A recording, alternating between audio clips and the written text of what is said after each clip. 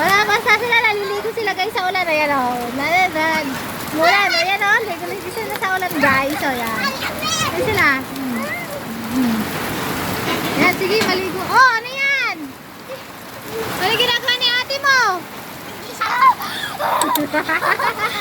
Dahil lang naligo sa ulan itong mga batang to. Yan o guys. Basa-basaan eh o. O, makakaligo lang namin kanina. Yung pagod tayo umali. Pero naligo ulit kami. Ayan, hindi kaya.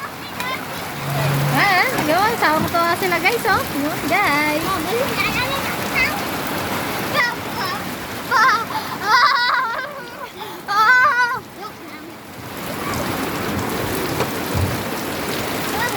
Ano, pati si papa nila naliligo na rin sa ulan.